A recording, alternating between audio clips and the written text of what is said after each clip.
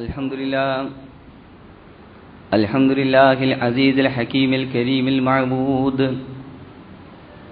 نحمده ونستعينه ونستغفره ونؤمن به ونتوكل عليه، ونعوذ بالله من شرور أنفسنا ومن سيئات أعمالنا، من يهده الله فلا مضل له ومن يضلله فلا هادي له، ونشهد أن لا إله إلا الله ونشهد أن محمدا عبده ورسوله، أرسله بالهدى ودين الحق ليظهره على الدين كله ولو كره المشركون.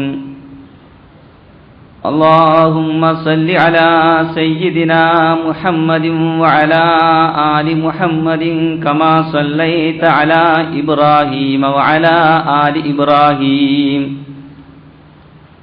اللهم بارك على محمد وعلى آل محمد كما باركت على إبراهيم وعلى آل إبراهيم في العالمين إنك حميد مجيد. أما بعد فإن أحسن الكلام كلام الله، وخير الهدي هدي محمد صلى الله عليه وسلم، وشر الأمور محدثاتها وكل بدعة في النار. أيها الناس، أوصيكم وإياي بتقوى الله. أعوذ بالله السميع العليم من الشيطان الرجيم. يا أيها الذين آمنوا اتقوا الله ولتنظر نفس ما قدمت لغد واتقوا الله إن الله خبير بما تعملون. ولا تكونوا كالذين نسوا الله فأنساهم أنفسهم أولئك هم الفاسقون. لا يستوي أصحاب النار وأصحاب الجنة، أصحاب الجنة هم الفائزون. صدق الله العلي العظيم. പ്രിയ സഹോദരന്മാരെ, സർവശക്തനായ അല്ലാഹു സുബ്ഹാനഹു വ തആലയുടെ ആജ്ഞാനിർദ്ദേശങ്ങൾ ശരിയായ സ്വഭാവത്തിൽ പാലിച്ച് ജീവിതം ക്രമീകരിച്ച് സത്യവിശ്വാസികൾക്ക് അല്ലാഹു വാഗ്ദാനം ചെയ്ത സ്വർഗം നേടിയെടുക്കാൻ വളരെ കരുതലോടെ ശ്രമിക്കണമെന്ന് ആദ്യമായി എന്നെയും നിങ്ങളെയും ഓർമ്മപ്പെടുത്തുകയാണ്, ഉപദേശിക്കുകയാണ്, വസിയ്യത്ത് ചെയ്യുകയാണ്. അനുഗ്രഹീതമായ റമദാനിൻ്റെ ഏതാണ്ട് 3/2 ഭാഗം നമ്മോട് യാത്ര പറയാറായി. അല്ലാഹു സുബ്ഹാനഹു വ തആല സത്യവിശ്വാസികൾക്ക് അല്ലാഹുവിൻ്റെ സാമീപ്യം സിദ്ധിക്കാനും പൊറുക്കൽ തേടാനുമുള്ള അവസരമായി നിശ്ചയിച്ചു തന്ന ഈ വിശുദ്ധ റമദാനിനെ അതിൻ്റെ എല്ലാ അർത്ഥത്തിലും പ്രയോജനപ്പെടുത്തി ജീവിക്കുകയും അങ്ങനെ സ്വർഗം നേടിയെടുക്കുകയും ചെയ്യുന്നവരുടെ കൂട്ടത്തിൽ അല്ലാഹു നമ്മെ എല്ലാവരെയും ഉൾപ്പെടുത്തി തരുമാറാവട്ടെ.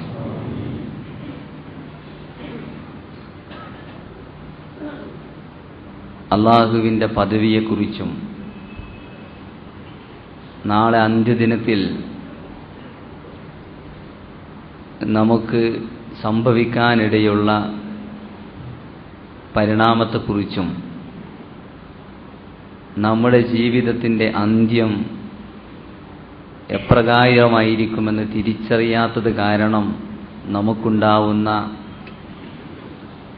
മാനസികമായ ബേജാറിനെക്കുറിച്ചുമൊക്കെ ചിന്തിക്കുമ്പോൾ സത്യവിശ്വാസിക്കുണ്ടായിരിക്കേണ്ട ഭയത്തെക്കുറിച്ചാണ് കഴിഞ്ഞ ഖുതുബയിൽ ഇവിടെ വിശദീകരിച്ചത്. ഈ സ്വഭാവത്തിൽ ഭയന്ന് ജീവിക്കുന്ന, അള്ളാഹുവിനെയും അള്ളാഹുവിൻ്റെ കൽപ്പനകളെയും ആ കൽപ്പനകൾക്ക് വിരുദ്ധമായി പ്രവർത്തിക്കുന്നതിനെയുമൊക്കെ ഭയന്ന് പേടിച്ച് ജീവിക്കുന്ന സത്യവിശ്വാസികളുടെ ജീവിതത്തിൽ സ്വാഭാവികമായും ഒട്ടനവധി സവിശേഷതകളുണ്ടാകും. പ്രധാനമായും അള്ളാഹുവിനെ ഭയന്ന് ജീവിക്കുന്ന സത്യവിശ്വാസി അവൻ്റെ ജീവിതത്തെ എപ്പോഴും കണക്കെടുപ്പിന് വിധേയനാക്കുന്നവനും കൂടുതൽ നന്മകൾ ചെയ്യാൻ വേണ്ടി ജീവിതത്തിൽ മത്സരിക്കുന്നവനും അറിയാതെയും അറിഞ്ഞും സംഭവിച്ചു പോയ തെറ്റുകൾ പൊറുത്തു തരാൻ വേണ്ടി അള്ളാഹുവിനോട് പൊറുക്കൽ തേടുന്നവനുമായിരിക്കുമെന്നാണ് വിശുദ്ധ ഖുർആനും പ്രവാചകാധ്യാപനങ്ങളും പരിശോധിക്കുമ്പോൾ നമുക്ക് മനസ്സിലാക്കാൻ സാധിക്കുന്നത്. സത്യവിശ്വാസികൾക്കുണ്ടായിരിക്കേണ്ട ഈ ഗുണങ്ങളെ മഹാന്മാരായ ചില പണ്ഡിതന്മാർ മുഹാസബ, മുജാഹദ, ഇസ്തിഗ്ഫാർ എന്ന് വിശദീകരിച്ചിട്ടുണ്ട്, വിശേഷിപ്പിച്ചിട്ടുണ്ട്. സ്വന്തം ജീവിതത്തെ കണക്കെടുപ്പിന് വിധേയമാക്കുന്ന, ആ സ്വഭാവത്തിൽ സ്വന്തം ജീവിതത്തെ പരിശോധനയ്ക്ക് വിധേയമാക്കുന്ന ഏർപ്പാടിനെ മുഹാസബ, സ്വന്തം നഫ്സിനെ വിചാരണ ചെയ്തുകൊണ്ട് കീഴ്പ്പെടുത്തുക എന്നും, അതിൻ്റെ അടിസ്ഥാനത്തിൽ ഭാവിയിൽ കൂടുതൽ നന്മകൾ ചെയ്യാൻ വേണ്ടി മത്സരിക്കുന്ന വിശ്വാസിയുടെ അവസ്ഥയെ മുജാഹദ, അള്ളാഹുവിനെ ധിക്കരിക്കാനും അള്ളാഹുവിൻ്റെ കൽപ്പനയ്ക്ക് വിരുദ്ധമായത് പ്രവർത്തിക്കാനും പ്രേരിപ്പിച്ചുകൊണ്ടിരിക്കുന്ന മനസ്സിനെതിരെയുള്ള പോരാട്ടമെന്നും, ഈ കണക്കെടുപ്പിൻ്റെയും ഈ പോരാട്ടത്തിൻ്റെയും അടിസ്ഥാനത്തിൽ അള്ളാഹുവേ, എൻ്റെ പക്കൽ വല്ല അബദ്ധവും ഇനിയും സംഭവിച്ചിട്ടുണ്ടെങ്കിൽ അതിൽ നിന്ന് എങ്ങനെയെങ്കിലും എന്നെ രക്ഷിച്ചു തരണമേ എന്ന് സത്യവിശ്വാസി കരഞ്ഞ് കരഞ്ഞ് പ്രാർത്ഥിക്കുന്നതിനെക്കുറിച്ച് ഇസ്തിഗ്ഫാർ, അള്ളാഹുവിങ്കൽ നിന്നുള്ള പൊറുക്കൽ തേടലുമെന്നുമാണ് പണ്ഡിതന്മാർ വിശേഷിപ്പിച്ചിരിക്കുന്നത്. പ്രിയപ്പെട്ട സഹോദരന്മാരെ, സഹോദരിമാരെ, യഥാർത്ഥത്തിൽ വിശുദ്ധ റമളാനിലെ വളരെ പ്രധാനപ്പെട്ട ഒരുപാട് ദിവസങ്ങൾ പിന്നിട്ടു. ഇനി നമ്മെ സംബന്ധിച്ചിടത്തോളം അള്ളാഹുവിൻ്റെ റസൂൽ ഏറ്റവും പ്രധാനപ്പെട്ടത് എന്ന് വിശേഷിപ്പിച്ച അള്ളാഹുവിൻ്റെ റസൂൽ ഏറ്റവും കൂടുതൽ നന്മകൾ പ്രവർത്തിച്ചുകൊണ്ടും സദഖകൾ നിർവഹിച്ചുകൊണ്ടും അള്ളാഹുവിനെ ഓർത്തുകൊണ്ട് ഉറക്കമൊഴിവാക്കി രാത്രി നിന്ന് നമസ്കരിച്ചുകൊണ്ടും കഴിച്ചുകൂട്ടിയ, പള്ളിയിൽ തന്നെ ഇത്തികാഫിരുന്നു കൊണ്ടും കഴിച്ചുകൂട്ടിയ അവസാനത്തെ 10 നാളെ മുതൽ നാളത്തെ സന്ധ്യയോടുകൂടി നമ്മെ തേടിയെത്തുകയാണ്. ഈ ഒരവസാനത്തെ 10 നമ്മെ സംബന്ധിച്ചിടത്തോളം ഇസ്തിഗ്ഫാറിനും മുജാഹദക്കും വേണ്ടിയുള്ള ഏറ്റവും കൃത്യമായ ഒരവസരമായി നമുക്ക് ഉപയോഗപ്പെടുത്താൻ സാധിക്കേണ്ടതുണ്ട്. അതിലേക്ക് കടക്കും മുമ്പ് ഒന്നുകൂടി റമളാനിൻ്റെ തുടക്കത്തിൽ, റമളാനിൻ്റെ മുമ്പ് നമ്മൾ നമ്മുടെ ജീവിതത്തെക്കുറിച്ച് ആലോചിക്കുകയും അങ്ങനെ നമ്മുടെ ജീവിതത്തിൽ കഴിഞ്ഞുപോയ തെറ്റുകളെക്കുറിച്ചൊക്കെ ചിന്തിക്കുകയും ചെയ്യണമെന്ന് ഉണർത്തിയിട്ടുണ്ട്. ഒന്നുകൂടി ആത്മവിചാരണക്ക് നാം ഈ സന്ദർഭം ഉപയോഗപ്പെടുത്തണമെന്ന് സൂചിപ്പിക്കുകയാണ്. അല്ലാഹു സുബ്ഹാനഹു വ തആല ഈ സ്വഭാവത്തിൽ ആത്മവിചാരണ ചെയ്തുകൊണ്ട് റമളാനിൻ്റെ അവസാനത്തെ 10 കടക്കാൻ നമുക്കെല്ലാവർക്കും തൗഫീഖ് നൽകുമാറാവട്ടെ. യഥാർത്ഥത്തിൽ അല്ലാഹു സുബ്ഹാനഹു വ തആല സത്യവിശ്വാസികളോട് എല്ലാവരോടും കൂടി വിശുദ്ധ ഖുർആനിലൂടെ പറഞ്ഞ വളരെ പ്രധാനപ്പെട്ട ഒരു കാര്യമാണ്. യാ അയ്യുഹല്ലദീന ആമനുത്തഖുല്ലാഹ, സത്യവിശ്വാസികളെ, നിങ്ങൾ അല്ലാഹുവിനെ സൂക്ഷിക്കണം. അള്ളാഹുവിനെ സൂക്ഷിക്കുമ്പോൾ വൽ തൻദുർ നഫ്സും മാ ഖദ്ദമത് ലിഗദ്, നാളേക്ക് വേണ്ടി എന്താണ് ഞാൻ ചെയ്തു കൂട്ടി വെച്ചിരിക്കുന്നത്, കരുതി വെച്ചിരിക്കുന്നത്, എന്റെ കരുതൽ ധനശേഖരണം എന്ത് എന്ന് നമ്മൾ ആലോചിക്കണം. ഭൗതിക ജീവിതത്തിൽ നാളേക്ക് വേണ്ടി എന്താണ് ഞാൻ കരുതി വെച്ചിട്ടുള്ളത് എന്ന് ചിന്തിക്കാത്ത ഒരാൾ പോലും നമ്മുടെ കൂട്ടത്തിലുണ്ടാവുകയില്ല. നാളെ എനിക്ക് പെട്ടെന്നൊരു രോഗം വന്നാൽ എന്റെ മക്കൾക്ക് തന്നെ എന്റെ സ്വത്ത് മുഴുവനും ഇപ്പോൾ കൊടുക്കുകയാണ് എങ്കിൽ നാളെ ഒരു പക്ഷെ എന്നെ ആവരും തിരിഞ്ഞു നോക്കാനുണ്ടാവില്ല. അതുകൊണ്ട് രോഗം വന്നാലെങ്കിലും മാരകമായ രോഗത്തിന് വിധേയമായി ലക്ഷങ്ങൾ മുടക്കുന്ന രോഗത്തിന് വിധേയനായി ഞാൻ ജീവിക്കേണ്ടി വരുമ്പോൾ എനിക്ക് വേണ്ടി ചെലവഴിക്കാൻ അല്പം ഞാൻ കരുതി വെക്കണം. അത് ബാങ്കിലോ അല്ലെങ്കിൽ കച്ചവടത്തിലോ അല്ലെങ്കിൽ ഭൂമിയിലോ എന്ന് ചിന്തിക്കാത്ത മനുഷ്യർ നമ്മുടെ കൂട്ടത്തിലുണ്ടോ?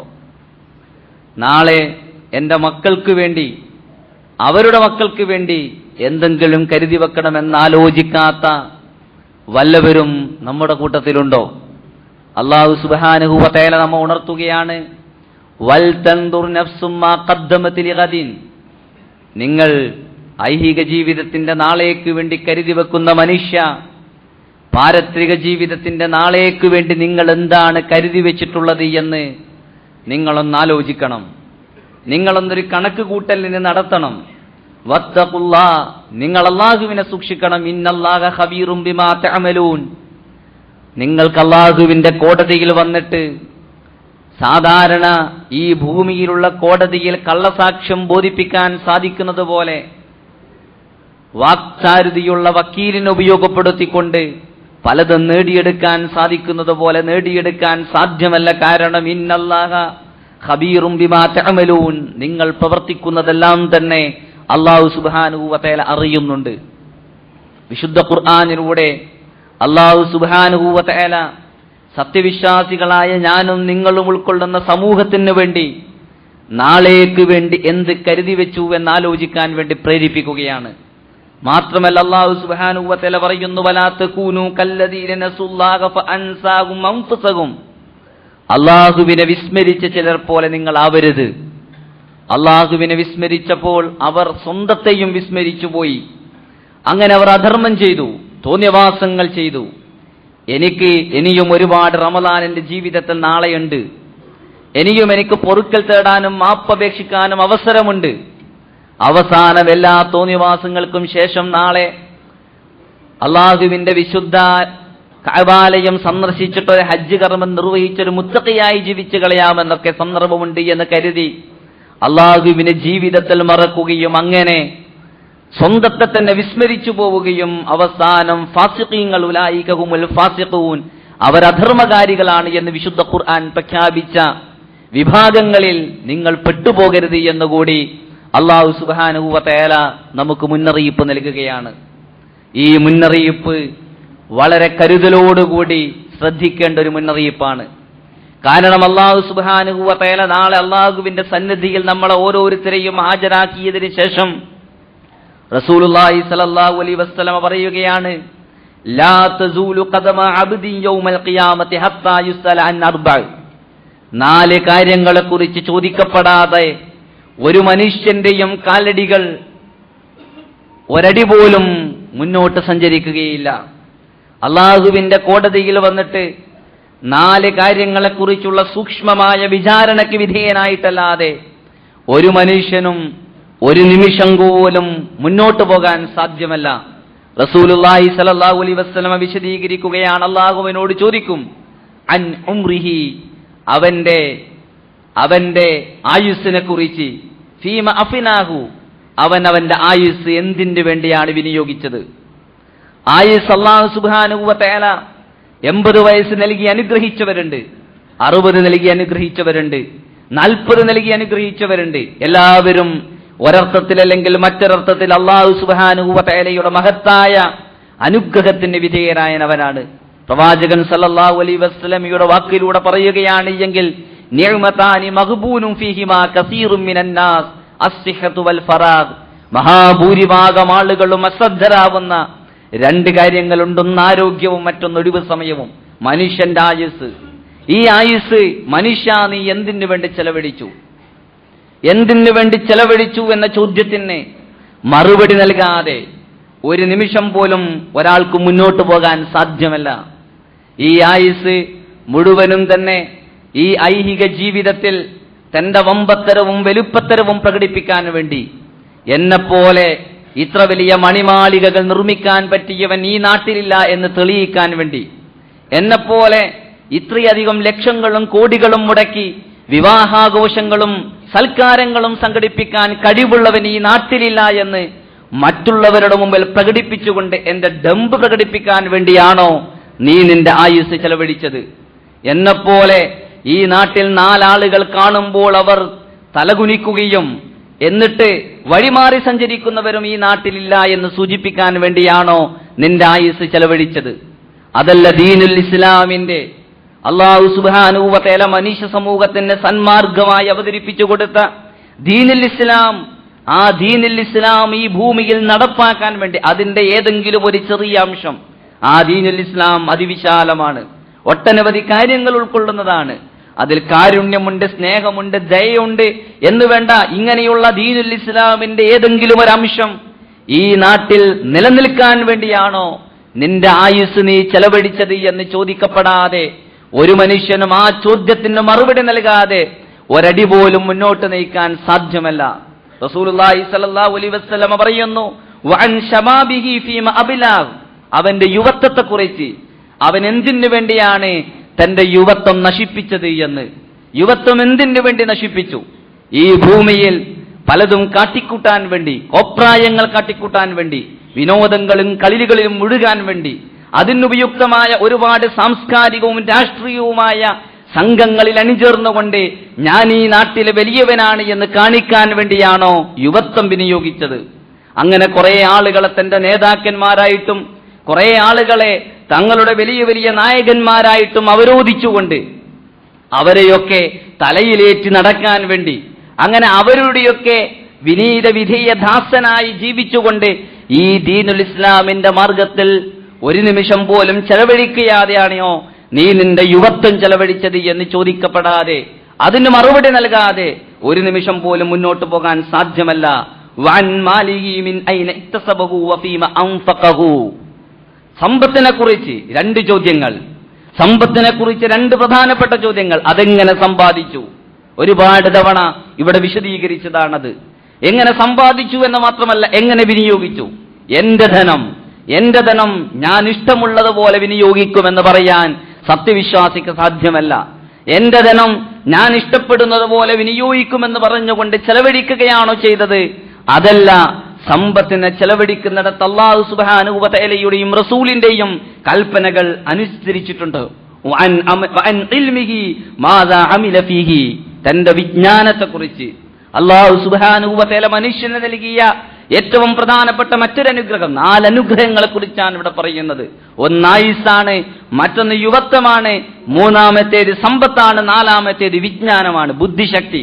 അതീവ ബുദ്ധിമാനാണ് ഞാൻ. പക്ഷേ എന്തുകൊണ്ടതുകൊണ്ട് കാര്യം? നിന്റെ ബുദ്ധി ഉപയോഗിച്ചുകൊണ്ട് മനുഷ്യ ഈ നാട്ടിൽ നീ എന്ത് ചെയ്തു? ഈ സമൂഹത്തിന് വേണ്ടി, സമൂഹത്തിലെ അശരണർക്ക് വേണ്ടി, ദുർബലർക്ക് വേണ്ടി, ഇസ്ലാമിൻ്റെതായ എന്തെങ്കിലും കാര്യം അവിടെ നേടിയെടുക്കാൻ വേണ്ടി നീ നിന്റെ ബുദ്ധി ഉപയോഗിച്ചിട്ടുണ്ടോ? ഈ സ്വഭാവത്തിലുള്ള ചോദ്യങ്ങൾക്ക് വിധേയനായിട്ടല്ലാതെ ഒരു മനുഷ്യനും ഒരടി പോലും മുന്നോട്ട് നീങ്ങാൻ സാധ്യമല്ല എന്ന് റസൂലുള്ളാഹി സ്വല്ലല്ലാഹു അലൈഹി വസല്ലമ നമ്മെ പഠിപ്പിക്കുകയാണ്. സഹോദരന്മാരെ, നാം ആലോചിക്കേണ്ടതാണ്. നമ്മുടെ കൂട്ടത്തിൽ ഇസ്ലാമിലെ വിശുദ്ധമായ ആരാധനാകർമ്മങ്ങൾ പോലും നിർവഹിക്കുന്നിടത്ത് എന്തുമാത്രം അലസതയും മടിയും നമ്മൾ പ്രകടിപ്പിക്കുന്നുണ്ട്. പ്രത്യേകിച്ച് നമസ്കാരം എന്ന് പറയുന്ന കർമ്മം. നോമ്പായപ്പോൾ നമ്മുടെ പത്രകോളങ്ങളിൽ പ്രത്യക്ഷപ്പെട്ട ഏറ്റവും പ്രധാനപ്പെട്ട ഒരു വാർത്ത, നോമ്പിന് പള്ളികൾ നിറഞ്ഞു കവിഞ്ഞു വെള്ളിയാഴ്ച എന്നാണ്. എന്തുകൊണ്ടാണ് നോമ്പിന് മാത്രം പള്ളികൾ നിറഞ്ഞു കവിയുന്നത്? നോമ്പല്ലാത്ത മാസങ്ങളിൽ പള്ളികൾ ഇവിടെയില്ലേ? അന്ന് ജുമാ നമസ്കാരങ്ങളില്ലേ?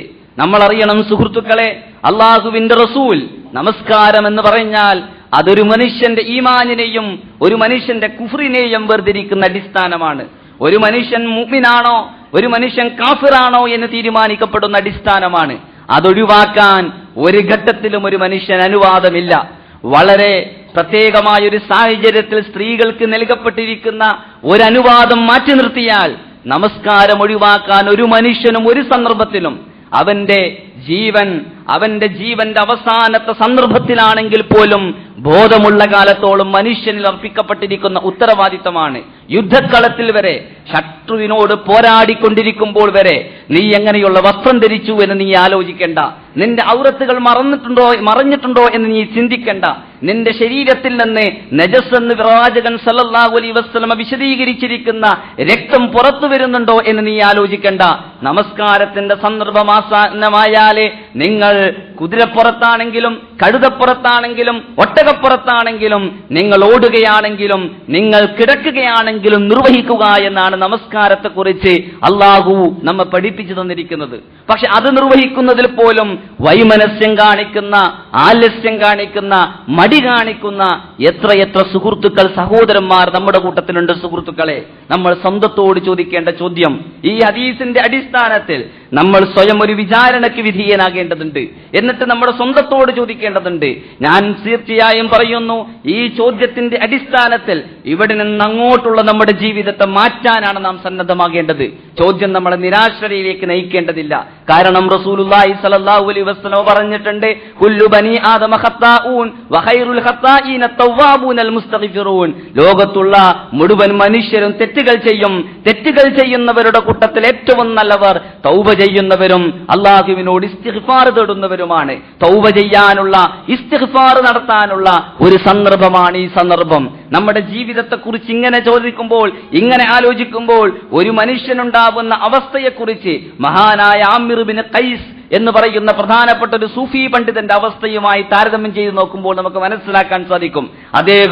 അദ്ദേഹത്തെക്കുറിച്ച് ആലോചിക്കുകയുണ്ടായി. സ്വന്തം നഫ്സിനെ കുറിച്ച്, സ്വന്തം ശരീരത്തെക്കുറിച്ച്, നാളെ അള്ളാഹുവിന്റെ കോടതിയിൽ വിചാരണയ്ക്ക് വിധേയനാകുന്നതിനെ കുറിച്ച് ആലോചിക്കുമ്പോൾ അദ്ദേഹം വിലപിച്ചുകൊണ്ട് അള്ളാഹുവോട് നടത്താറുണ്ടായിരുന്ന ഒരു പ്രാർത്ഥന ഇപ്രകാരമായിരുന്നു: ഇലാഹി, അള്ളാഹുവേ, ഖലഖ്തനി വലം തുആമിറിനി, നീ എന്നെ സൃഷ്ടിച്ചിട്ടുണ്ട്, നീ എന്നെ മനുഷ്യനായി സൃഷ്ടിച്ചിട്ടുണ്ട്. പക്ഷേ നീ എന്നോട് കൂടിയാലോചിച്ചുകൊണ്ടല്ല എന്നെ മനുഷ്യനായി സൃഷ്ടിച്ചിരിക്കുന്നത്. വതുമീതുനി വലാ തുഗ്ലിമിനി, നീ നാളെ എന്നെ മരിപ്പിക്കും. പക്ഷെ എപ്പോഴാണ് എന്റെ മരണമെന്ന് നീ എന്നെ അറിയിച്ചു തന്നിട്ടില്ല. വഖലഖ്ത മഈ അദൂബൻ വജഅൽതഹു യജ്രി മിന്നി മജ്റദ്ദമി വജഅൽതഹു യറാനി വലാ അറാനി, നീ എന്നോടൊപ്പം എന്നെ വ്യതിചലിപ്പിക്കുന്ന, വഴിതെറ്റിപ്പിക്കുന്ന പിശാചിനെയും സൃഷ്ടിച്ചിട്ടുണ്ട്. ആ പിശാചിന് എന്നെ കാണാൻ സാധിക്കും, പക്ഷേ എനിക്ക് ആ പിശാചിനെ കാണാൻ സാധിക്കുന്നില്ല. എന്നിട്ട് നീ എന്നോട് പറഞ്ഞിരിക്കുന്നു, ഖുൽതലി ഇസ്തംസിക്, നീ പിടിച്ചു നിൽക്കുക. പിശാചിന്റെ പ്രലോഭനങ്ങൾ അതിജയിച്ചുകൊണ്ട് നിന്റെ ആയുസ്സിനെയും നിന്റെ യുവത്വത്തെയും നിന്റെ ധനത്തെയും നിന്റെ വിജ്ഞാനത്തെയും ദീനുൽ ഇസ്ലാമിന് വേണ്ടി, അല്ലെങ്കിൽ ഇസ്ലാം അഭിലഷിക്കുന്ന സർവ്വ നന്മകൾക്കും വേണ്ടി ചെലവഴിക്കുക എന്ന് നീ എന്നെ ഉത്ബോധിപ്പിച്ചിരിക്കുന്നു, എന്നെ പഠിപ്പിച്ചിരിക്കുന്നു. ഇലാഹി കൈഫ അസ്തംസിക്, എനിക്കറിയില്ല എങ്ങനെയാണ് ഞാൻ എന്റെ ശരീരത്തെ പിടിച്ചു നിർത്തുക എന്ന്. ഇല്ലം തുംസിക്കിനി, നിന്റെ ഭാഗത്തു നിന്നുള്ള ഒരു പ്രത്യേകമായ സഹായം എനിക്കില്ലായിരുന്നുവെങ്കിൽ, നീ എന്നെ പിടിച്ചു നിർത്തുന്നില്ലായിരുന്നുവെങ്കിൽ എനിക്ക് പോലും എന്റെ ശരീരത്തെ നിയന്ത്രിക്കാൻ സാധ്യമല്ല. ഇലാഹി ഫിദ്ദുനിയ അൽ ഹുമൂം വൽ അഹ്സാൻ, അല്ലാഹുവേ, ഈ ദുനിയാവിലെ നിറയെ തന്നെ വ്യസനങ്ങളും ദുഃഖങ്ങളുമാണ്. വഫിൽ ആഖിറത്തിൽ ഹിസാബു വൽ ഇഖാബ്, ഈ ദുനിയാവിൽ വ്യസനങ്ങളും ദുഃഖങ്ങളും. ഒരു സത്യവിശ്വാസിയുടെ അവസ്ഥയാണ് മഹാനായ ആമിർ ഇബ്നു ഖൈസ് ഇവിടെ ചിത്രീകരിക്കുന്നത്. ജീവിതത്തെക്കുറിച്ച് ആലോചിക്കുമ്പോൾ, താൻ ചെയ്ത നന്മകളെ കുറിച്ച് ആലോചിക്കുമ്പോൾ, തന്റെ ഭാഗത്ത് നിന്നുള്ള അബദ്ധങ്ങളെ കുറിച്ച് ആലോചിക്കുമ്പോഴാണ് ദുനിയാവ് ഒരു വിശ്വാസിക്ക് വ്യസനവും ദുഃഖവുമുള്ള ദുനിയാവായി തീരുക. എന്നിട്ട് അദ്ദേഹം പറയുകയാണ്, വഫിൽ ആഖിറത്തിൽ ഹിസാബു വൽ ഇഖാബു, എന്നാൽ പാരത്രിക ജീവിതത്തിലാകട്ടെ വിചാരണയുണ്ട്, ശിക്ഷയുണ്ട്. ദുനിയാവിൽ ദുഃഖവും വ്യസനവുമാണുള്ളത്. പാരത്രിക ജീവിതത്തിലാകട്ടെ പരലോകത്ത് വിചാരണയുണ്ട്, ശിക്ഷയുണ്ട്. ഫഅൈന റാഹത്തു വൽ ഫറഹ്, പിന്നെ എങ്ങനെയാണ് എനിക്ക് വിശ്രമിക്കാൻ സാധിക്കുക? എനിക്കെങ്ങനെയാണ് വിനോദിക്കാൻ സാധിക്കുക? എനിക്കെങ്ങനെയാണ് ഒഴിവ് സമയം മറ്റർത്ഥത്തിൽ ഉപയോഗപ്പെടുത്താൻ സാധിക്കുക എന്ന് ഈ മഹാനായ പണ്ഡിതൻ ചോദിക്കുകയുണ്ടായി. സഹോദരന്മാരെ, നമ്മളെ സംബന്ധിച്ചിടത്തോളം ഈ ചിന്ത നമുക്കില്ല എന്നതാണ് നമ്മുടെ പ്രശ്നം. പലപ്പോഴും നമ്മൾ ഈ സ്വഭാവത്തിൽ ചിന്തിക്കുന്നില്ല.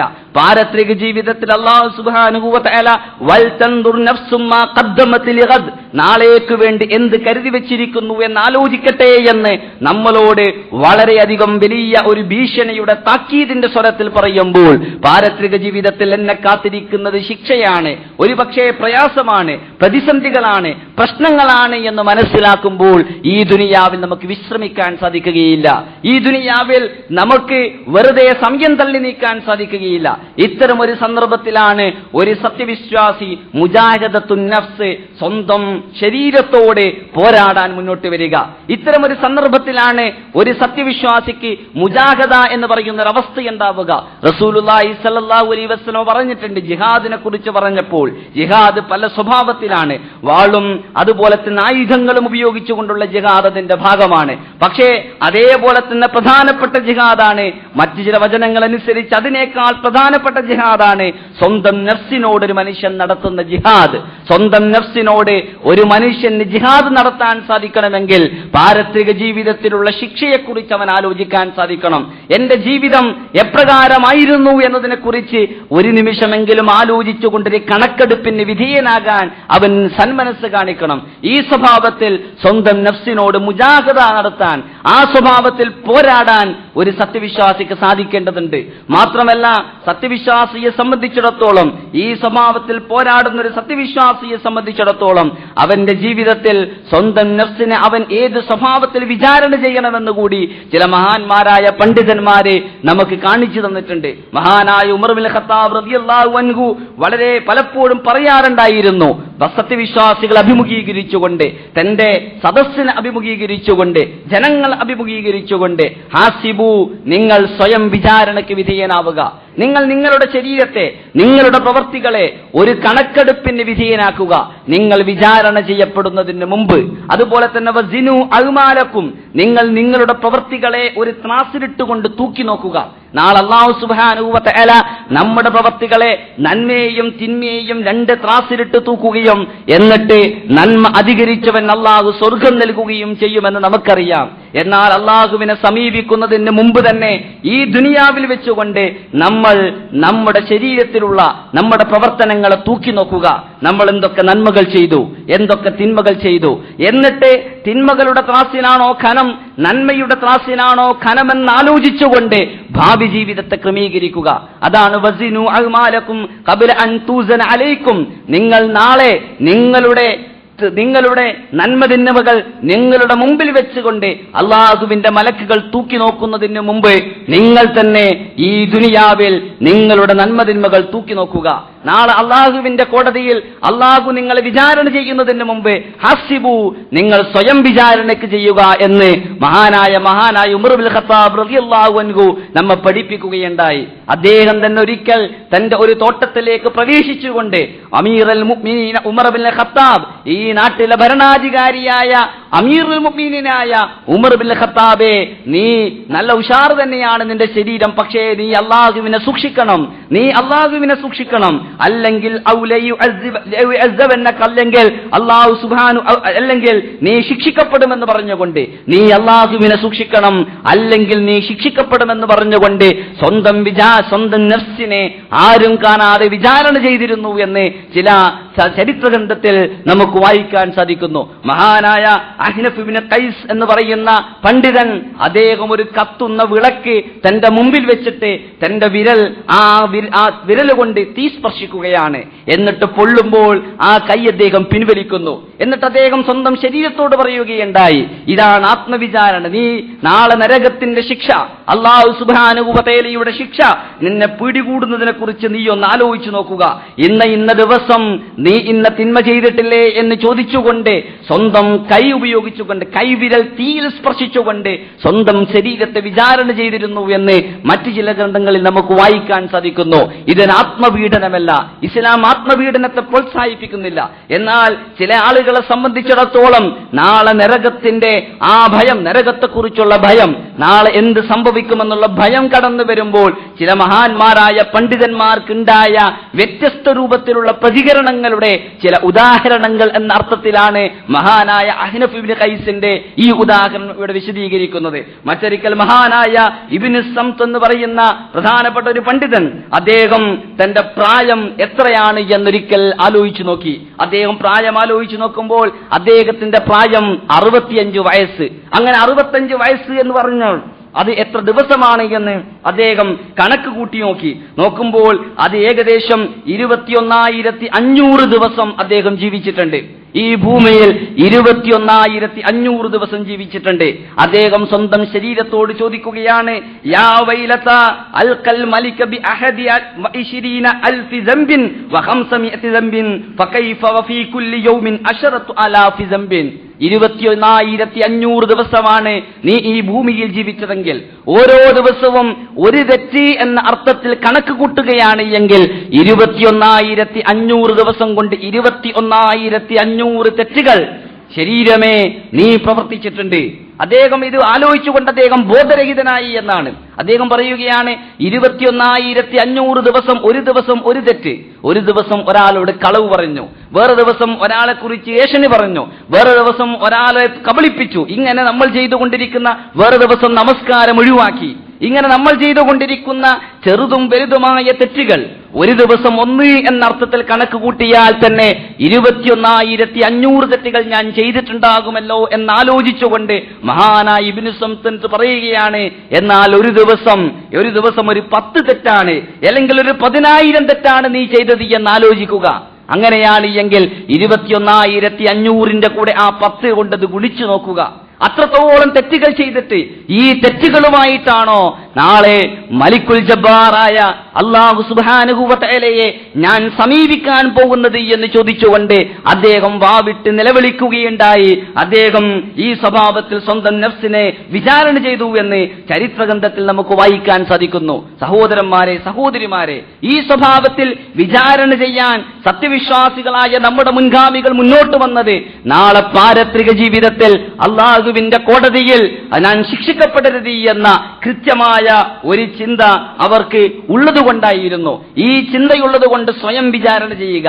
വിചാരണ ചെയ്യൽ മാത്രമല്ല, മുജാഹദയുടെ മറ്റൊരു തലമായ വിചാരണയുടെ അടിസ്ഥാനത്തിൽ കൂടുതൽ സൽക്കർമ്മങ്ങൾ പ്രവർത്തിക്കുക എന്നതും മുജാഹദയുടെ താല്പര്യമാണ്. ഒരർത്ഥത്തിൽ മുജാഹദ എന്ന് പറഞ്ഞാൽ സ്വന്തം നഫ്സിനെ നിയന്ത്രിക്കലാണ്. മറ്റൊരർത്ഥത്തിൽ സ്വന്തം നഫ്സിന്റെ താല്പര്യങ്ങൾക്ക് വിരുദ്ധമായി കൂടുതൽ സൽക്കർമ്മങ്ങൾ ചെയ്തുകൊണ്ട് സ്വന്തം നഫ്സിനെ നയിക്കുക എന്നതും മുജാഹദയുടെ താല്പര്യമാണ്. മുഹാസബിയുടെ അടിസ്ഥാനത്തിൽ, ആത്മവിചാരണയുടെ അടിസ്ഥാനത്തിൽ ഞാൻ ഇന്ന തെറ്റുകൾ ചെയ്തിട്ടുണ്ട്, ഈ തെറ്റുകളിൽ നിന്ന് രക്ഷിക്കാൻ ഞാൻ ഇന്ന് നിർവഹിക്കുന്ന നിസ്കാരം കൊണ്ട് സാധ്യമല്ല, ഇതുപോലെയുള്ള നോമ്പ് കൊണ്ട് സാധ്യമല്ല, അതുകൊണ്ട് ഇത്ര സുന്നത്ത് നോമ്പ് നോക്കണം, ഇത്ര തഹജ്ജുദ് നിസ്കരിക്കണം, ഇത്രയധികം പണം ഞാൻ ഇസ്ലാമിന്റെ മാർഗത്തെ സദഖ ചെയ്യണമെന്നൊക്കെ പറഞ്ഞുകൊണ്ട് മത്സരബുദ്ധിയോടുകൂടി, ശരീരത്തിന്റെ ആഗ്രഹത്തിന് വിരുദ്ധമായി മത്സരബുദ്ധിയോടുകൂടി അവർ സ്വന്തം നഫ്സിനെ അടക്കി നിർത്തിക്കൊണ്ട് അള്ളാഹുവിന്റെ മാർഗത്തിൽ മത്സരിക്കുന്നവരായിരുന്നു എന്നും നമുക്ക് കാണാൻ സാധിക്കുന്നുണ്ട്. മഹാന്മാരായ ചില പണ്ഡിതന്മാരെ കുറിച്ച് ചരിത്രഗ്രന്ഥത്തിൽ രേഖപ്പെടുത്തിയിരിക്കുന്ന ചില സംഭവങ്ങൾ, ഉദാഹരണത്തിന് റബീ ഇബ്നു ഖൈസ്, അദ്ദേഹം കരഞ്ഞുകൊണ്ട് മുറക്കമൊഴിച്ചുകൊണ്ട് രാത്രി നിന്ന് നമസ്കരിക്കാറുണ്ടായിരുന്നു. റസൂലുള്ളാഹി സ്വല്ലല്ലാഹു അലൈഹി വസല്ലമയെ കുറിച്ച് നമുക്കറിയാം, അദ്ദേഹത്തിന്റെ കാൽപാദത്തിൽ നീര് കെട്ടുന്നതുവരെ അദ്ദേഹം മുറക്കമൊഴിച്ചുകൊണ്ട് രാത്രി നിന്ന് നമസ്കരിച്ചിരുന്നു. എന്നാൽ മഹാനായ റബീ ഇബ്നു ഖൈസും ഇതേപോലത്തെ രാത്രി ഉറക്കമൊഴിച്ചുകൊണ്ട് കരഞ്ഞുകൊണ്ട് നമസ്കരിക്കുന്നത് കണ്ടപ്പോൾ അദ്ദേഹത്തിന്റെ മാതാവിന് തോന്നി, മാതാവ് ചോദിച്ചു പോയി, എല്ലാം നീ എന്തിനാണ് ഇങ്ങനെ വാവിട്ട് നിലവിളിക്കുന്നത്? നീ ആരെയെങ്കിലും കൊന്നിട്ടുണ്ടോ? നീ ഒരു കൊലപാതകിയോ മറ്റോ ആണോ? ഇത്രത്തോളം ബേജാറായി വാവിട്ട് നിലവിളിച്ചു കൊണ്ട് നീ ഇങ്ങനെ കരയാനുള്ള കാരണമെന്ത്? അദ്ദേഹം തന്റെ മാതാവിന് നൽകിയ മറുപടി, അതേ ഞാൻ കൊന്നിട്ടുണ്ട്, യാ ഉമ്മ ഹിയ നഫ്സി, അതേ ഞാൻ എന്റെ നഫ്സിനെ, എന്റെ ശരീരത്തിന്റെ ആഗ്രഹങ്ങളെ, എന്റെ അഭിലാഷങ്ങളെ കൊന്നിട്ടാണ് ഞാൻ ഇങ്ങനെ കരഞ്ഞ് നിലവിളിച്ച് പ്രാർത്ഥിക്കുന്നത് എന്ന് അദ്ദേഹം പറയാറുണ്ടായിരുന്നു. സ്വന്തം നഫ്സിന്റെ ആഗ്രഹങ്ങളെയും അഭിലാഷങ്ങളെയും ഈ സ്വഭാവത്തിലെ നിയന്ത്രിച്ചുകൊണ്ട് അല്ലാഹു സുബ്ഹാനഹു വ തആലയ്ക്ക് വേണ്ടി പ്രാർത്ഥിക്കുക. റസൂലുള്ളാഹി സ്വല്ലല്ലാഹു അലൈഹി വസല്ലം നമ്മെ ഉണർത്തിയിട്ടുണ്ട്, ലൗ തഅലമൂന മാ അഅലം, ഞാൻ അറിയുന്ന കാര്യങ്ങൾ നിങ്ങൾ അറിഞ്ഞിരുന്നുവെങ്കിൽ ലലഹിക്തും ഖലീലം വലബകൈതും കസീറാ. നമ്മളിപ്പോൾ വളരെയധികം സന്തോഷിച്ചുകൊണ്ടാണ് ജീവിക്കുന്നത്. നോമ്പുതുറ എന്ന് പറഞ്ഞാൽ സന്തോഷമാണ് എന്ന് വേണ്ട, ജീവിതം മുഴുവൻ സന്തോഷമാണ്. റസൂലുള്ളാഹി സ്വല്ലല്ലാഹു അലൈഹി വസല്ലം ഒരിക്കൽ പറഞ്ഞു, റസൂലിന്റെ ഈ പറച്ചിൽ കേട്ടിട്ട് അവസാനം മലക്ക് ജിബ്രീൽ അലൈഹിസ്സലാം വന്നിട്ട് റസൂലിനോട് അങ്ങനെ മാത്രം പറഞ്ഞാൽ പോരാ, നീ ജനങ്ങൾക്ക് പ്രതീക്ഷ കൂടി കൊടുക്കണമെന്ന് പറയേണ്ടി വന്നു. പക്ഷേ റസൂലുള്ളാഹി സ്വല്ലല്ലാഹു അലൈഹി വസല്ലം ഇങ്ങനെ വരെ തന്റെ സമൂഹത്തെ ഉണർത്തുകയുണ്ടായി.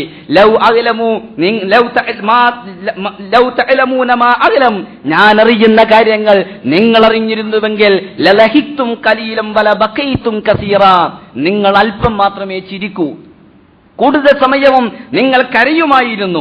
വല ഖറജ്തും മില സുഅദാതി തൽദമൂന സുദുറക്കും, നിങ്ങൾ നിങ്ങളുടെ നെഞ്ചത്തടിച്ച് വാവിട്ട് നിലവിളിച്ചുകൊണ്ട് നിങ്ങൾ മരുഭൂമിയിലേക്ക് ഓടുമായിരുന്നു. നിങ്ങളുടെ കച്ചവടം വിട്ടിട്ട്, നിങ്ങളുടെ കുടുംബ വീടുകൾ ഉപേക്ഷിച്ചിട്ട്, നിങ്ങളുടെ ഇണകൾ ഉപേക്ഷിച്ചിട്ട്, നിങ്ങളുടെ മക്കൾ ഉപേക്ഷിച്ചിട്ട്, നിങ്ങളുടെ കൃഷിയിടങ്ങൾ വലിച്ചെറിഞ്ഞിട്ട്, ഞാൻ അറിഞ്ഞിരുന്ന കാര്യങ്ങൾ നിങ്ങൾ അറിഞ്ഞിരുന്നുവെങ്കിൽ നിങ്ങൾ കരഞ്ഞു വാവിട്ട് നിലവിളിച്ചുകൊണ്ട് മരുഭൂമിയിലേക്ക് ഓടുമായിരുന്നു.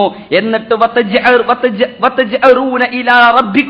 നിങ്ങൾ നിങ്ങളുടെ രക്ഷിതാവിനോട് കേണപേക്ഷിക്കുമായിരുന്നു, നാഥാ ഞങ്ങൾക്ക് പൊറുത്തു തരണമേ എന്ന് പറഞ്ഞുകൊണ്ട് നിങ്ങൾ കേണപേക്ഷിക്കുമായിരുന്നു എന്ന് ഒരിക്കൽ റസൂലുള്ളാഹി സ്വല്ലല്ലാഹു അലൈഹി വസല്ലമ തന്റെ അനുചരന്മാർ ഉണർത്തുകയുണ്ടായി. ജിബ്രീൽ അലൈഹിസ്സലാം വന്നിട്ട് റസൂലിനോട് പറഞ്ഞു, അത് മാത്രം പറഞ്ഞാൽ പോരാ, നീ അവർക്ക് പ്രതീക്ഷ കൂടി കൊടുക്കണം. അല്ലാഹു സുബ്ഹാനഹു വ തആല നിരാശനാകാൻ പറഞ്ഞിട്ടില്ല എന്ന് പറഞ്ഞപ്പോൾ റസൂലുള്ളാഹി സ്വല്ലല്ലാഹു അലൈഹി വസല്ലമ ശേഷം പ്രതീക്ഷയുടെ ചില വചനങ്ങൾ കൂടി പറയുകയുണ്ടായി. എങ്കിലും നമ്മളെ സംബന്ധിച്ചിടത്തോളം ആലോചനയ്ക്ക് വിധേയനാകേണ്ട, പലപ്പോഴും ചിന്തിക്കേണ്ട ഒരു വാക്കാണ് റസൂലുള്ളാഹി സ്വല്ലല്ലാഹു അലൈഹി വസല്ലമയുടെ ഈ വാക്ക്. റസൂൽ അറിഞ്ഞിരുന്ന കാര്യങ്ങൾ നമ്മൾ അറിഞ്ഞിരുന്നുവെങ്കിൽ നാളെ എന്ത് നടക്കും, നാളത്തെ വിചാരണ എപ്രകാരമായിരിക്കും, ആ വിചാരണയുടെ നാളുകളിൽ നമ്മുടെ ഓരോരുത്തരുടെയും അവസ്ഥ എപ്രകാരമായിരിക്കുമെന്നൊക്കെ അറിഞ്ഞിരുന്നുവെങ്കിൽ ഈ സ്വഭാവത്തിൽ നിങ്ങൾ പ്രവർത്തിക്കുമായിരുന്നു എന്നാണ് റസൂലുള്ളാഹി സ്വല്ലല്ലാഹു അലൈഹി വസല്ലമ നമ്മെ സൂചിപ്പിക്കുന്നത്. മഹാന്മാരായ നമ്മുടെ മുൻഗാമികൾ സ്വന്തം നഫ്സിനെ വിചാരണ ചെയ്തതിന്റെ അടിസ്ഥാനത്തിൽ നഫ്സിന്റെ ആഗ്രഹത്തിന് വിരുദ്ധമായത് പ്രവർത്തിക്കാൻ വേണ്ടി നന്മയിൽ മത്സരിച്ച് മുന്നേറിയിരുന്നു. ഒരിക്കൽ മഹാനായ അബൂ തൽഹ റളിയല്ലാഹു അൻഹു അദ്ദേഹം തന്റെ തോട്ടത്തിൽ നിന്ന് നമസ്കരിച്ചു കൊണ്ടിരിക്കുമ്പോൾ ഒരു കിളി തോട്ടത്തിൽ പ്രവേശിക്കുകയും ആ കിളിയെ നോക്കിയപ്പോൾ നമസ്കാരത്തിൽ നിന്ന് ശ്രദ്ധ തെറ്റിപ്പോവുകയും ചെയ്തു.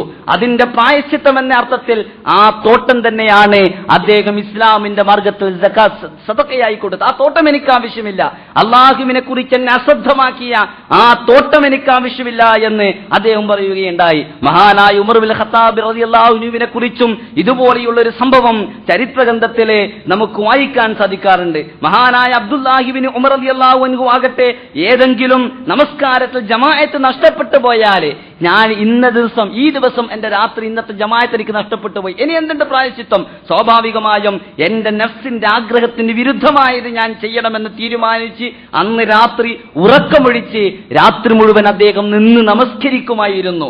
ഈ സ്വഭാവത്തിൽ സുന്നത്ത് നഷ്ടപ്പെട്ടത് കാരണം മഹാനായ ഹാരിസ് ബിൻ അബീ റബിയ അദ്ദേഹം തന്റെ ഒരു അടിമയെ മോചിപ്പിച്ച്, ഒരു സുന്നത്ത് എനിക്ക് നഷ്ടപ്പെട്ടു പോയി, എന്തിന്റെ പ്രായശ്ചിത്തം? സ്വാഭാവികമായും കൂടുതൽ നന്മ ചെയ്യണം. അങ്ങനെ ഒരു അടിമയെ മോചിപ്പിച്ചുകൊണ്ട് നന്മ ചെയ്തു. ചില മഹാന്മാരായ പണ്ഡിതന്മാർ മുഹാസബയുടെ അടിസ്ഥാനത്തിൽ ഒരു സത്യവിശ്വാസിക്കുണ്ടാകുന്ന മുജാഹദയുടെ ഉദാഹരണമായിട്ട് ഇതുപോലെയുള്ള സംഭവങ്ങൾ ചിത്രീകരിച്ചിട്ടുണ്ട്. സഹോദരന്മാരെ, സഹോദരിമാരെ, ഈ സ്വഭാവത്തിൽ നമ്മൾ നമ്മുടെ ശരീരത്തെ വിചാരണ ചെയ്യാനും എന്നിട്ട് നന്മയിൽ മത്സരിച്ച് മുന്നേറാനും ഈ സന്ദർഭം ഉപയോഗപ്പെടുത്തേണ്ടതുണ്ട്.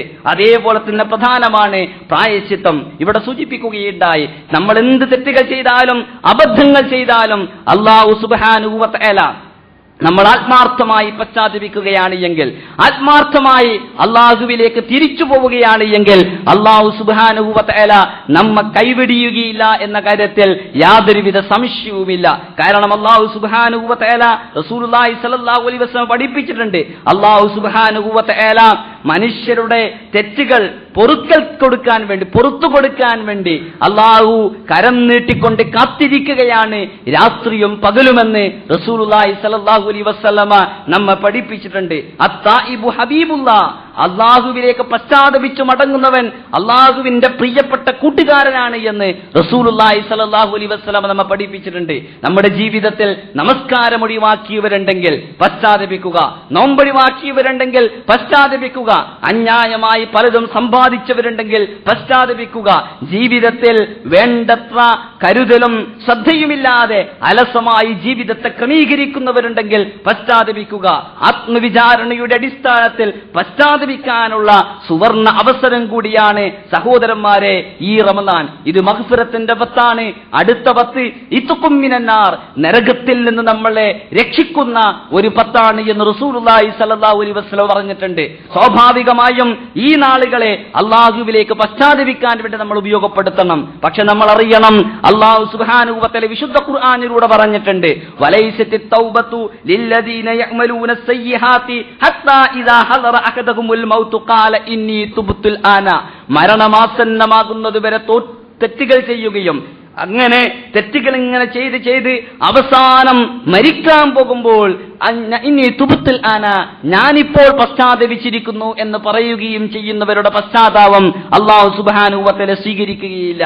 പശ്ചാത്താപം എന്ന് പറഞ്ഞാൽ ഒരു വാക്ക് കേൾക്കുമ്പോൾ, ഒരു ശ്രദ്ധേയമായ ഒരു പരാമർശം കേൾക്കുമ്പോൾ, അല്ലെങ്കിൽ ഇസ്ലാമിനെ കുറിച്ചുള്ള ചില തിരിച്ചറിവുകൾ നമുക്കുണ്ടാകുമ്പോൾ സ്വാഭാവികമായും അതിന്റെ പ്രതിഫലമെന്ന അർത്ഥത്തിൽ ഉടനെ തന്നെ ഉണ്ടാകേണ്ട ഒരു ഏർപ്പാടാണ്. ഇത് കേട്ടിട്ടും ഇനിയുമുണ്ടല്ലോ റമദാൻ, ഇനിയുമുണ്ടല്ലോ വർഷങ്ങൾ എന്ന് കരുതിക്കൊണ്ട് പശ്ചാത്തപിക്കാൻ വിസമ്മതിക്കുന്നവരോടാണ് അല്ലാഹു സുബ്ഹാനഹു വ തആല പറയുന്നത്, പശ്ചാത്താപം എന്ന് പറഞ്ഞാൽ അന്ത്യം വരെ, മരണം വരെ തെറ്റുകൾ ചെയ്യുകയും എന്നിട്ട് മരണമാസന്നമാകുമ്പോൾ ഇന്നി തുബ്തുൽ ആന, ഞാനിപ്പോൾ പശ്ചാത്തപിച്ചിരിക്കുന്നു എന്ന് പറയുകയും ചെയ്തവരുടെ പശ്ചാത്താപം അല്ലാഹു സുബ്ഹാനഹു വ തആല സ്വീകരിക്കുകയില്ല. മറിച്ച് ഇന്നമത് തൗബത്തു അലല്ലാഹി ലില്ലദീന യഅമലൂന സൂഅ ബിജഹാല സുമ്മ യതൂബൂന മിൻ ഖരീബ്. മറിച്ച് അല്ലാഹു സുബ്ഹാനഹു വ തആല പശ്ചാത്താപം സ്വീകരിക്കുക, അല്ലാഹു സുബ്ഹാനഹു വ തആല മഗ്ഫിറത്ത് കൊണ്ട് അനുഗ്രഹിക്കുക ഒരു വിഭാഗത്തെയാണ്.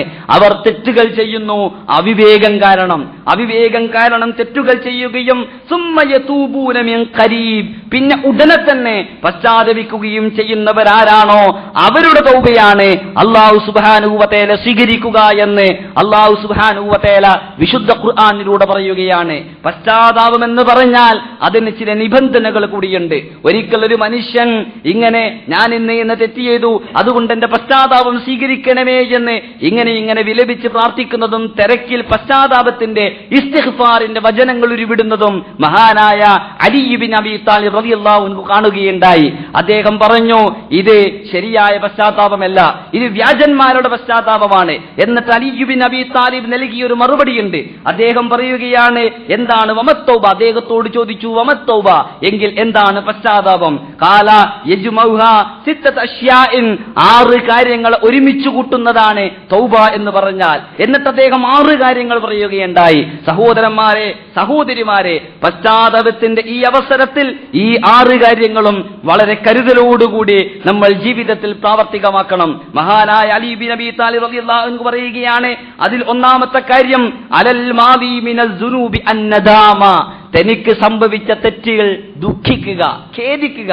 വെറുതെ പശ്ചാത്തപിക്കുന്ന അർത്ഥമില്ല, ഒരു യാന്ത്രികമായ പശ്ചാത്താപമല്ല.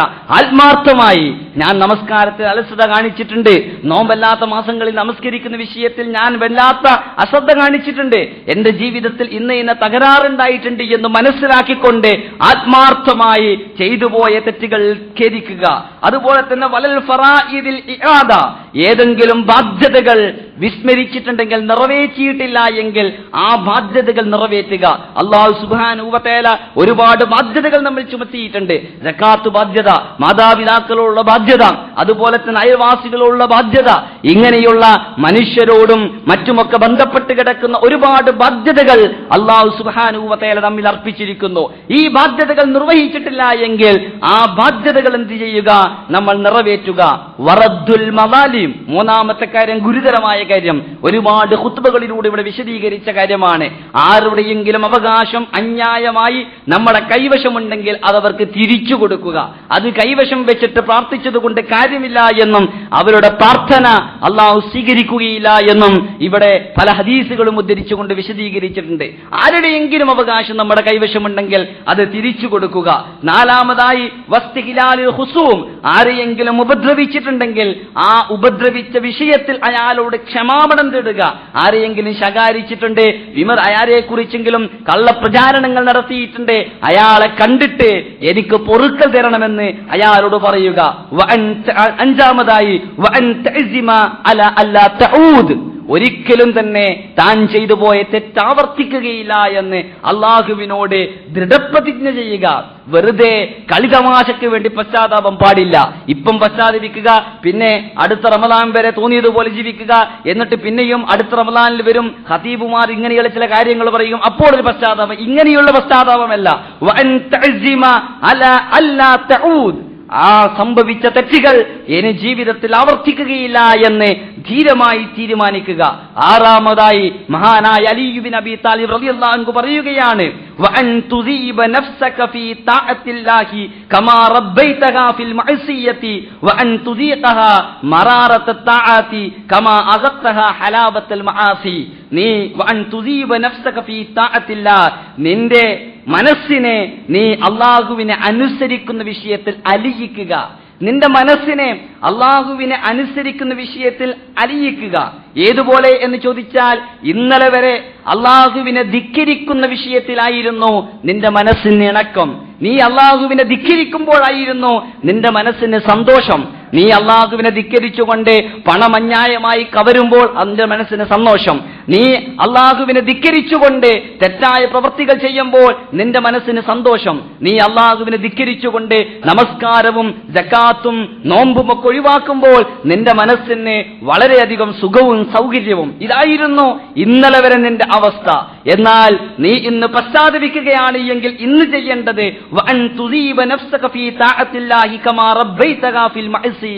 ഇന്നലെ എപ്രകാരമായിരുന്നോ ധിക്കാരത്തിൽ നിന്റെ മനസ്സിനെ നീ വളർത്തിയത്, അതേപോലെ നിന്റെ മനസ്സിനെ അള്ളാഹുവിനെ അനുസരിക്കുന്ന വിഷയത്തിൽ നീ ഇണക്കുക.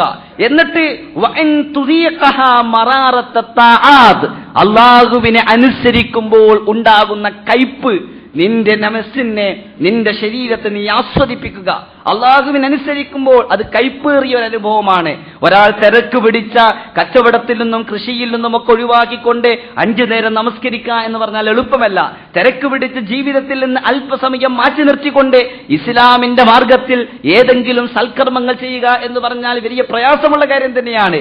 ഇങ്ങനെയുള്ള പ്രയാസമുള്ള കാര്യം ചെയ്യുമ്പോൾ ഉണ്ടാകുന്ന കയ്പ്, ആ കയ്പ് നീ നിന്റെ നഫ്സിനെ അനുഭവിപ്പിക്കുക, നിന്റെ ശരീരത്തെയും നിന്റെ ആത്മാവിനെയും അനുഭവിപ്പിക്കുക. കമാ അദഖ്തഹ ഹലാവത്തൽ മഅസി, ഇന്നലെ വരെ മആസി അല്ലാഹുവിനെ ധിക്കരിക്കുന്ന വിഷയത്തിലുള്ള മാധുര്യമായിരുന്നു നിന്റെ നഫ്സ് അനുഭവിച്ചതെങ്കിൽ, നിന്റെ ആത്മാവ് അനുഭവിച്ചതെങ്കിൽ, ഇന്ന് കൈപ്പേറിയ അനുഭവങ്ങളിലൂടെ നീ മുന്നോട്ട് പോവുക. അങ്ങനെ നിന്റെ മനസ്സിനെ അല്ലാഹുവിനെ അനുസരിക്കുന്ന വിഷയത്തിൽ അലിയിപ്പിക്കുക എന്നും മഹാനായ അലി ഇബ്നു അബീ താലിബ് റളിയല്ലാഹു അൻഹു സൂചിപ്പിക്കുകയുണ്ടായി. വളരെ പ്രധാനപ്പെട്ട 6 കാര്യങ്ങളാണ് പശ്ചാത്താപത്തെക്കുറിച്ച് അദ്ദേഹം സൂചിപ്പിച്ചിരിക്കുന്നത്. സഹോദരന്മാരെ, സഹോദരിമാരെ, മുഹാസബയും മുജാഹദയും നിർവഹിക്കുമ്പോഴൊപ്പം തന്നെ ഇസ്തിഗ്ഫാറിന് വേണ്ടിയുള്ള അവസരമാക്കി ഈ സന്ദർഭം ഉപയോഗപ്പെടുത്തുകയും ഈ 6 കാര്യങ്ങളും ഓർത്തുകൊണ്ട് യഥാർത്ഥ ഇസ്തിഗ്ഫാർ നടത്താൻ വേണ്ടി നമ്മൾ സന്മനസ് കാണിക്കുകയും ചെയ്യേണ്ടതുണ്ട്. എങ്കിൽ മാത്രമേ റമദാൻ, അല്ലാഹു സുബ്ഹാനഹു വ തആല പറഞ്ഞിട്ട്, റസൂലുള്ളാഹി സ്വല്ലല്ലാഹു അലൈഹി വസല്ലം പറഞ്ഞിട്ടുണ്ട്, റമദാൻ അനുഗ്രഹീതമായ മാസമാണ്, നമ്മളെ നരകത്തിൽ നിന്ന് രക്ഷിക്കുന്ന മാസമാണ്. നമ്മെ സംബന്ധിച്ചിടത്തോളം നമ്മുടെ റമദാൻ ആ സ്വഭാവത്തിലുള്ള ഒരു മാസമായി മാറണമെങ്കിൽ ഈ സ്വഭാവത്തിൽ നമ്മുടെ ജീവിതത്തെക്കുറിച്ചൊരു പുനരാലോചനയുടെ അടിസ്ഥാനത്തിൽ നന്മ ചെയ്യുന്ന വിഷയത്തിൽ ഒരു മത്സരം, നഫ്സിനെ ആ സ്വഭാവത്തിൽ നിയന്ത്രിക്കുകയും അടക്കി ഭരിക്കുകയും ചെയ്യുക. അതോടൊപ്പം തന്നെ അള്ളാഹുവിലേക്ക് പശ്ചാത്തപിക്കുക. അങ്ങനെ പശ്ചാത്തപിച്ച് മടങ്ങുന്ന യഥാർത്ഥ സത്യവിശ്വാസികളുടെ കൂട്ടത്തിൽ അള്ളാഹു നമ്മേവരെയും ഉൾപ്പെടുത്തി തരുമാറാവട്ടെ.